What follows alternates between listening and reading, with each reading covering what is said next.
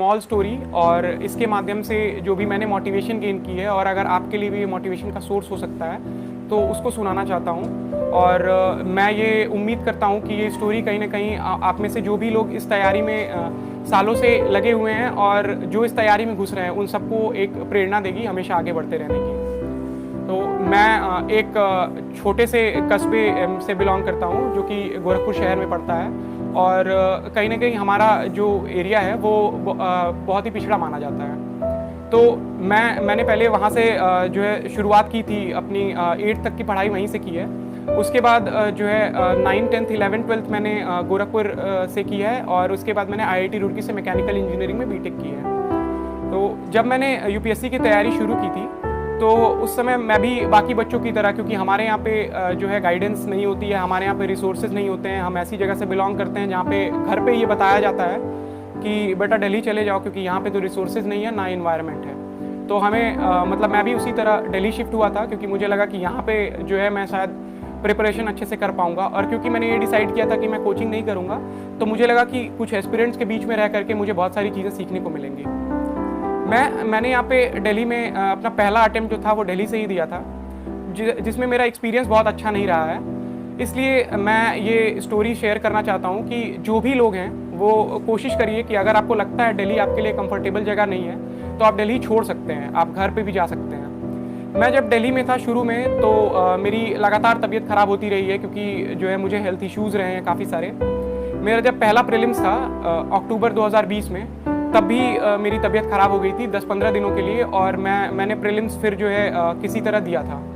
उसके बाद मेंस 2020 से पहले भी मुझे चिकन पॉक्स हो गया था। उसके बाद जब मैं वापस आया तो मुझे जो है निमोनिया हो गया था एग्ज़ाम देते टाइम मेंस के। लेकिन फिर भी मैंने, क्योंकि मुझे मेरा पहला अटेम्प्ट था मेंस और मुझे मेंस देना था, तो मैंने जो है पूरे पेपर्स फीवर में ही लिखे। जब मैं मेंस दिया और जब मुझे जो है मैं घर गया वापस से तो कहीं ना कहीं मुझे ये लगने लगा कि दिल्ली मेरे लिए सही प्लेस नहीं है।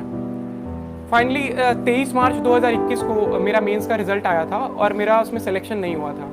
तब मुझे मालूम नहीं था कि मेरा कितने मार्क्स से सिलेक्शन नहीं हुआ है। उस दिन के बाद से लेकर के लगभग 10 दिनों तक मैं अपने रूम से बाहर नहीं निकला। मेरे पेरेंट्स भी बहुत ज़्यादा दुखी थे इस चीज़ को लेकर के क्योंकि सबको एक उम्मीद थी कि मुझे इंटरव्यू कॉल ज़रूर आएगा। और काफ़ी सारे लोग मेरी तबीयत को, काफ़ी सारे लोग जो है दिल्ली में रहने को, काफ़ी सारे लोग जो मेरी मेट कंटिन्यूसली नहीं आती थी उसको, काफ़ी सारे लोग मेरी किस्मत को जो है ब्लेम कर रहे थे। लेकिन जो मेरे अंदर एक चीज़ चल रही थी कि कहीं ना कहीं जो मेरी तैयारी है वो अभी तक पूरी तरह से कंप्लीट नहीं हुई है। इसी वजह से मुझे ये रिज़ल्ट देखने को मिला है, वरना जो है ये रिज़ल्ट मेरा नहीं आता। तो जब भी हम अपने लाइफ में लोएस्ट पॉइंट पे होते हैं, जब भी हम अपने लाइफ में जो है सबसे निचले पॉइंट पे पहुंचते हैं, जब भी हम फेलियर फेस करते हैं तो हमारे मन में जो सबसे पहली चीज़ आती है वो होती है सेल्फ डाउट। हम खुद पे जो है बहुत सारे सवाल खड़े करने लगते हैं कि क्या मैं इस काबिल हूँ, इस जो भी ये लड़ाई है, जो भी ये रेस है, इसमें मुझसे बहुत बेहतर लोग हैं, क्या मेरा IQ लेवल ऐसा है, या फिर क्या मैं एक एवरेज कैंडिडेट से ऊपर हूँ, क्या मेरे पास एक एज है जो मैं इस एग्ज़ाम को क्लियर कर सकता हूँ, मुझसे तो कोई चीज़ याद भी नहीं होती है तो क्या मैं इस एग्ज़ाम के लायक हूँ भी या नहीं हूँ, कोई छोटे एग्ज़ाम दे करके तैयारी शुरू कर दूँ क्या, या फिर सबसे इंपॉर्टेंट डाउट तो ये आता है कि यार ये तैयारी छोड़ ही देता हूँ, शायद कोई छोटी मोटी नौकरी कर लूँ, ये एग्ज़ाम मेरे लिए है ही नहीं।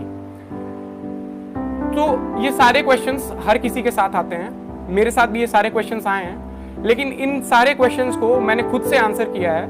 और जो सबसे इम्पॉर्टेंट चीज़ मुझे इस प्रिपरेशन में सीखने को मिली है वो ये है कि जब भी आपके अंदर सेल्फ डाउट आता है तो उसका आंसर आपको खुद से लेना है।